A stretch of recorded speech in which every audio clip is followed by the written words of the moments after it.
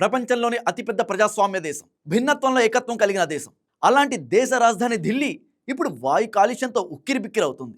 శీతాకాలం మరింత విషయాన్ని కలిపి గాలి నాణ్యతను మరింత దిగజార్చుతోంది. ఇలాంటి విపత్కర పరిస్థితుల్లో స్వచ్ఛమైన గాలి కూడా ధనికులకే సొంతమా అంటే అవుననే చెబుతున్నాయి నివేదికలు. కోవిడ్-19 మహమ్మారి సమయంలో దేశం ఊపిరి ఆడని పరిస్థితిని ఎదుర్కొంది.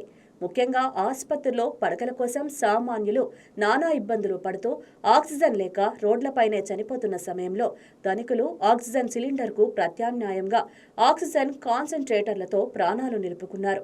ఇప్పుడు ఢిల్లీ వాసులు నాటి కోవిడ్-19 పరిస్థితుల్ని గుర్తు చేసుకుంటున్నారు. ఎందుకంటే ఢిల్లీలో వాయు కాలుష్యం సమస్య తీవ్రమైంది. శీతాకాలం కావడంతో పరిస్థితి మరింత దిగజారింది. కాలుష్యకారక సూక్ష్మ ధూళి కణాల స్థాయిలు పెరుగుతున్నట్లు కేంద్ర కాలుష్య నియంత్రణ మండలి విశ్లేషణలో తేలింది.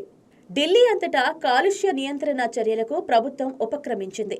వాయు కాలుష్య కారకాలను తగ్గించడం, కాలుష్యంపై ప్రజలకు అవగాహన కల్పించడం, కాలుష్యం ఎక్కువగా ఉన్న ప్రాంతాలలోని ప్రభుత్వ, ప్రైవేటు కార్యాలయాల పని వేళల తగ్గించడం, కార్యాలయాల్లో 50% సిబ్బందికి వర్క్ ఫ్రం హోం సదుపాయాన్ని కల్పించడం, అనవసర నిర్మాణాలు, కూల్చివేత కార్యకలాపాలపై పూర్తి నిషేధం విధించడం, 5వ తరగతిలోపు ఉన్న అన్ని ప్రైవేటు, ప్రభుత్వ పాఠశాలలు మూసివేయడం, రైల్వే, మెట్రో, విమానాశ్రయాలు, రక్షణ రంగాలకు సంబంధించిన నిర్మాణాలను మినహా ఇతర నిర్మాణాలపై నిషేధం విధిస్తూ ఆదేశాలు జారీ చేసింది. కానీ అప్పటికే విష వాయువుల ప్రభావం అక్కడి ప్రజలపై ప్రతాపం చూపింది.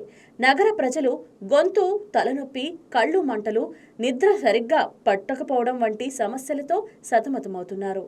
కాలుష్యాన్ని నియంత్రించడానికి ఢిల్లీ ప్రభుత్వం కృత్రిమ వర్షాలు కురిపించడానికి ప్రయత్నాలు చేసినా ఫలించలేదు.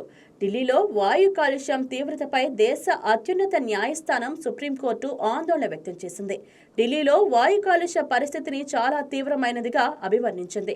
వాయు కాలుష్య తీవ్రతకు మాస్కులు కూడా సరిపోవని వ్యాఖ్యానించింది.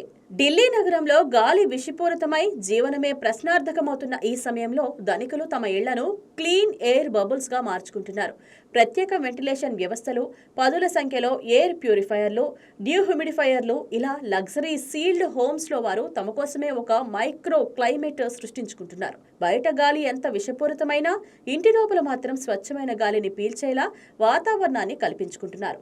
సంపన్న కుటుంబాలు తమ ఇళ్లలోకి ప్రవేశించే ముందు బయట గాలిని ఫిల్టర్ చేసే ప్రత్యేక వెంటిలేషన్, ఎయిర్ ప్యూరిఫికేషన్ వ్యవస్థలను ఏర్పాటు చేస్తున్నారు. ఈ వ్యవస్థలు ఇంటి లోపల శుభ్రమైన గాలిని ఉంచి కలుషిత గాలి లోపలికి చొరబడకుండా అడ్డుకుంటాయి. కొన్ని అపార్ట్మెంట్లలో యజమానులు 10 నుండి 12 ఎయిర్ ప్యూరిఫైయర్లను ఉపయోగిస్తున్నారు. లోపలి గాలి శ్వాసించదగిన స్థాయిలో ఉండేందుకు ఫిల్టర్లను సంవత్సరంలో అనేక సార్లు మార్చుతున్నారు. ఇళ్లను పూర్తిగా సీల్ చేయించుకున్న వారు తలుపులు, కిటికీలను మూసివేసి ఉంచుతారు. తేమ పెరగకుండా, గాలి కలుషితం కాకుండా ఉండేందుకు డీహ్యూమిడిఫైయర్లను కూడా ఇన్స్టాల్ చేస్తున్నారు. ఢిల్లీలోని పలువురు ధనికులు బయట గాలి ఇంట్లోకి రాకుండా జాగ్రత్త పడుతున్నారు.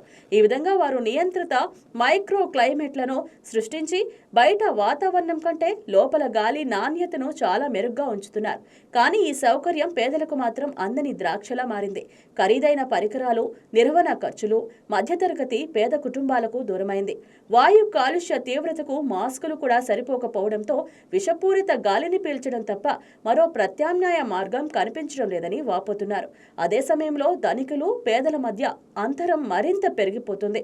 ధనికులు శుభ్రమైన గాలిని పీలుస్తుంటే సాధారణ ప్రజలు విష వాయువుల్ని పీల్చి దినదిన గండంగా కాలం వెల్లడీయడం ప్రశ్నార్థకంగా మారింది. ఢిల్లీలో గాలి సంక్షోభం ఇప్పుడు సామాజిక అసమానతకు ప్రతీకగా మారింది. ధనికులు తమ ఇళ్లలో బబుల్స్ సృష్టించుకుంటే పేదలు విష వాయువులను పీల్చి జీవించాల్సి వస్తుంది. గాలి పీల్చడం ప్రాథమిక హక్కు. ప్రభుత్వం తాత్కాలిక చర్యలతో కాకుండా దీర్ఘకాలిక పరిష్కారాలు తీసుకురావాలి. లేకపోతే ఢిల్లీ గాలి సంక్షోభం అసమానత సంక్షోభంగా మారిపోతుంది.